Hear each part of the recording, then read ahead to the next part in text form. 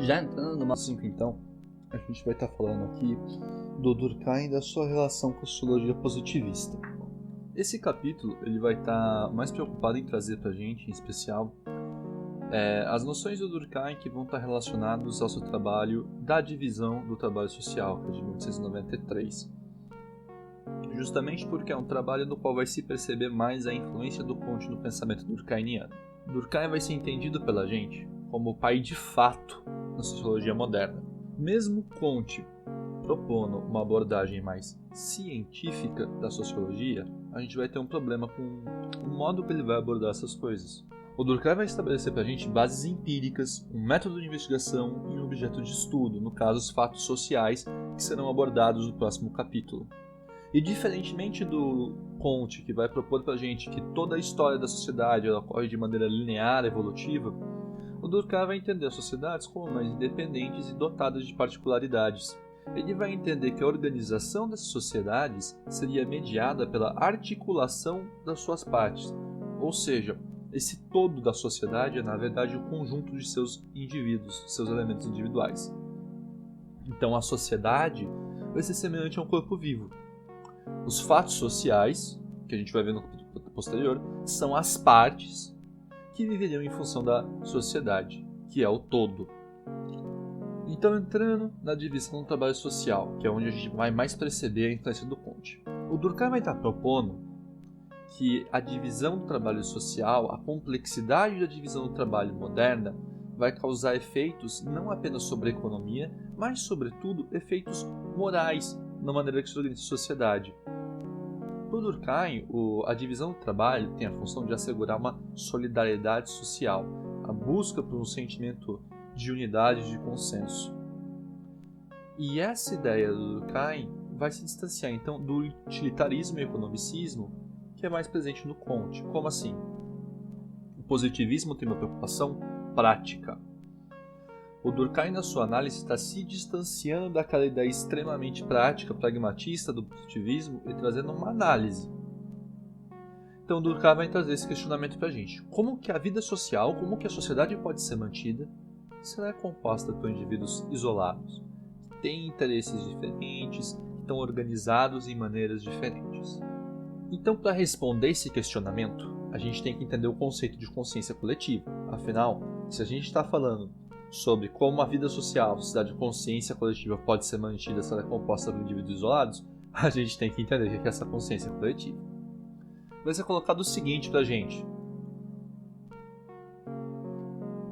Um sistema de ideias, sentimentos e hábitos que exprimem em nós o grupo ou grupos diferentes de que fazemos parte. Tais são as crenças religiosas, as crenças e as práticas morais, as tradições nacionais ou profissionais, as opiniões coletivas de toda espécie. Seu conjunto forma o ser social. Por definição, difundido em toda a sociedade, mas, não obstante, possui traços específicos que fazem parte dela uma realidade própria. Ela é independente das condições particulares em que os indivíduos se encontram situados, isto é, ela permanece. Pontos importantes então, a consciência coletiva é permanente, ela é independente da condição particular do indivíduo. Como assim? Você tendo elementos que pertencem ou não à consciência coletiva, que a justificam ou não, você está inserido nela, certo? Você pode ter características individuais que te diferenciem do que o coletivo prega, mas você ainda está inserido nesse coletivo. O coletivo permanece apesar da sua condição particular. Segundo, a consciência coletiva então se constrói em cima destes grupos de pensamentos, crenças, práticas, tradições.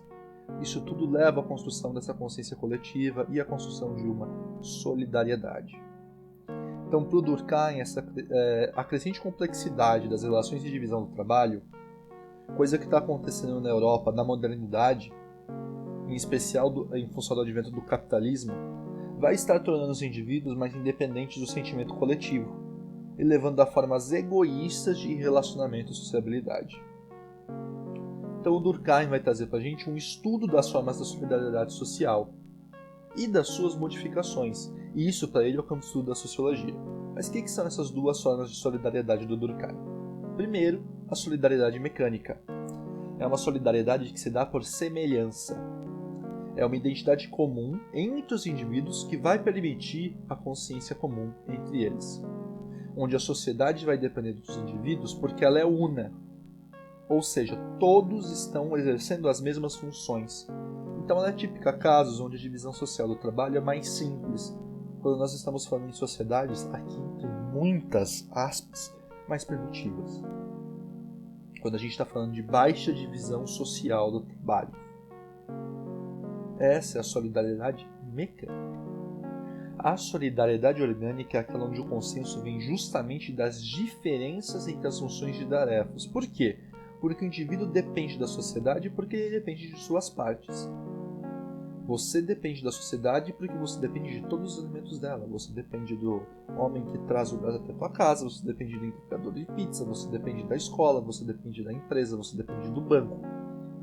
Então, nesta sociedade, onde há uma elevada divisão social do trabalho, a construção da solidariedade não vem da semelhança entre os membros, da identificação entre eles, mas justamente da percepção que todo mundo depende de todo mundo. Então, solidariedade mecânica. Os indivíduos percebem que estão todos exercendo funções iguais, por isso há uma consciência comum. Solidariedade orgânica. Justamente pelas tarefas diferentes exercidas pelos indivíduos, nós temos a solidariedade. Pela realização de que, caramba, eu dependo de todo mundo aqui porque todo mundo faz uma parte do trabalho. Então, em sociedade simples, os tipos individuais têm menor destaque em relação ao tipo coletivo. Por quê? Porque os tipos individuais são poucos.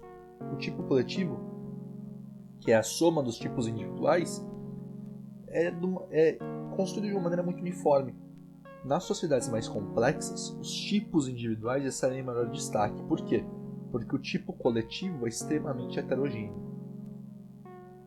E conforme essa divisão social do trabalho se torna mais complexa, então, a consciência individual vai receber destaque na formação da consciência coletiva. A grande crítica do Durkheim, a grande sacada disso, vai vir no entendimento que a divisão social do trabalho pode deixar de produzir solidariedade e promover o egoísmo. Uma coisa que por Durkheim vai chamar anomia, um sentimento de não pertencimento, um estado patológico, doente e desviante da divisão do trabalho. E as causas dessa divisão patológica serão encontradas em desajustes econômicos que viriam do quê? Do próprio capitalismo, da especialização excessiva que vem da divisão do trabalho das sociedades, o sentimento de não pertencer ali e não se encaixar. Então, onde que a gente vai perceber a noção do Comte no pensamento do Durkheim? Sobretudo na ideia da complexidade das relações de trabalho. Aqui a gente vai perceber que o Durkheim está falando sim em sociedades que, devido ao maior ou menor avanço técnico-científico ou nas relações de trabalho, tem um maior predomínio de solidariedade orgânica ou solidariedade mecânica. E isso vai influenciar também, então, na construção de uma consciência coletiva. Onde o Durkheim se diferencia do Comte? Ele não está propondo uma solução prática. Ele não está propondo uma noção de que isso é mais ou menos avançado. Ele está analisando o tema a partir de sua perspectiva. A gente vai falar um pouco mais de Durkheim na próxima aula. Porém, assim, em fatos sociais, a gente retoma a questão de divisão social do trabalho. E daí a gente entra nas questões mais interessantes que vão trazer mais impacto, talvez, nas palavras do Durkheim. Obrigado, galera, e até uma próxima.